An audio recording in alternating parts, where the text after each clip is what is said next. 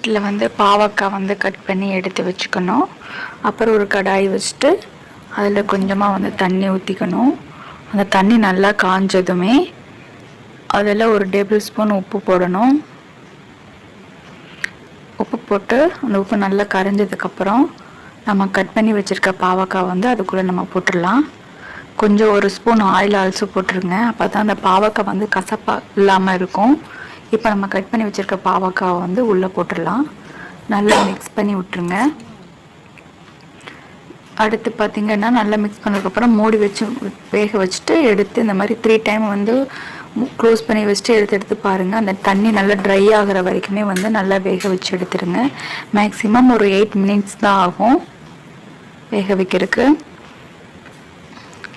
இப்போ பாருங்கள், எனக்கு தண்ணி இல்லாமல் நல்லா ட்ரை ஆயிடுச்சு பாருங்கள்.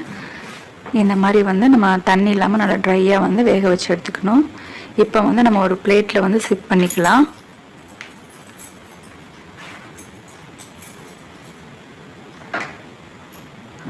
அதுக்கப்புறம் பார்த்திங்கன்னா அதுக்கு தேவையான வறுக்கிறதுக்கு தேவையான மசாலா தூள் என்னன்னு சொல்லி பார்க்கலாம் வாங்க. பெப்பர் தூள் கொஞ்சம் எடுத்து வச்சுருக்கேன். மஞ்சத்தூள், ஜீரகத்தூள், மல்லித்தூள், மிளகாத்தூள். மல்லித்தூள் வந்து ஒரு டேபிள் ஸ்பூன், மிளகாத்தூள் வந்து பார்த்திங்கன்னா 2 டேபிள் ஸ்பூனு. மித்தது எல்லாமே வந்து கொஞ்சம் கொஞ்சம் எடுத்து வச்சுட்டா போதும். காரம் கொஞ்சம் அதிகமாக இருந்தால் நல்லாயிருக்கும். இப்போ நம்ம தனியாக வந்து வேக வச்சு எடுத்து வச்ச பாவக்காய் வந்து ஒரு பிளேட்டில் செட் பண்ணி வச்சுருக்கோம். அதுக்கு வறுக்கிறதுக்கு தேவையான ஆயில், தேவையான உப்பு. நம்ம ஏற்கனவே உப்பு போட்டு தான் வேக வச்சுருக்கோம். மறுபடியும் கொஞ்சம் உப்பு தேவைப்பட்டால் சேர்த்துக்கலாம். இப்போ ஒரு பாத்திரத்தை நல்லா காய வச்சுட்டு அதில் வறுக்கிறதுக்கு தேவையான அளவுக்கு எண்ணெய் ஊற்றிடுங்க. எண்ணெய் நல்லா காஞ்சதும்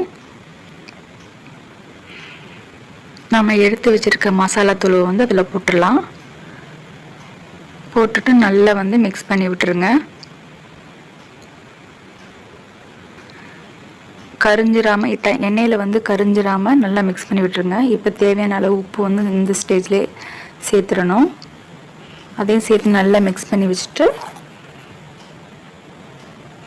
இப்போ வந்து நம்ம தனியாக எடுத்து வச்சுருக்க அந்த வேக வச்சு எடுத்து வச்சுருக்க அந்த பாவக்காயை வந்து அது கூட சேர்த்துடலாம். அதை வந்து நல்லா நல்லா மிக்ஸ் பண்ணி விட்டு தனித்தனியாக ஸ்ப்ளிட் பண்ணி மிக்ஸ் பண்ணி விட்டுட்டு தனித்தனியாக வந்து கொஞ்சம் இருக்கிற மாதிரி பார்த்துட்டு நம்ம வந்து மூடி வச்சிடலாம் வேக வைக்கிறதுக்கு. இது ஒரு 15 மினிட்ஸ் தான் ஆகுங்க. இந்த மாதிரி 15 மினிட்ஸ் வந்து நம்ம வந்து ஒரு இதை வச்சு மூடி வச்சு ஒரு 5 மினிட்ஸ்க்கு ஒருக்கா 5 மினிட்ஸ்க்கு ஒருக்கா ஒரு 3 டைம் மூடி வச்சு எடுத்து பார்த்தோம் அப்படின்னா ஒரு 15 மினிட்ஸ்க்குள்ள நல்லா ட்ரையாக நல்லா ஃப்ரை ஆகிடும், கிறிஸ்பியாக ஃப்ரை ஆகிடும்.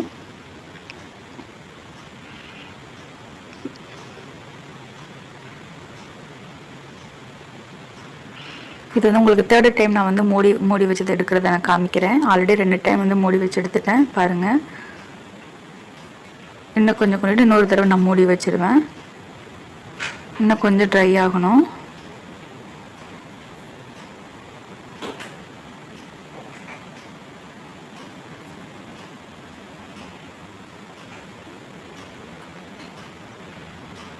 இப்போ மறுபடியும் மூடி வச்சிருவோம்.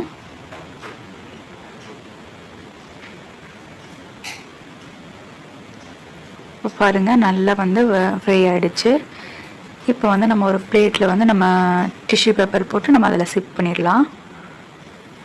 இந்த ஸ்டேஜில் வந்து அடுப்பை ஆஃப் பண்ணிடுங்க. பாருங்கள் நல்லா ஃப்ரீ ஆகிடுச்சா. இந்த ஸ்டேஜில் அடுப்பை ஆஃப் பண்ணிடுங்க.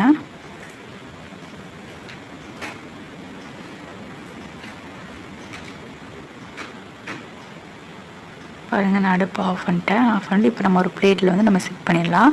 பிளேட்டில் வந்து டிஷ்யூ பேப்பரை வச்சு நம்ம அதில் சிப் பண்ணிடலாம். பாருங்கள் அந்த டிஷ்யூ பேப்பரில் வச்சு இது பண்ணும்போது அதில் இருக்க ஆயிலில் வந்து அந்த டிஷ்யூ பேப்பரில் சக் பண்ணிடும்.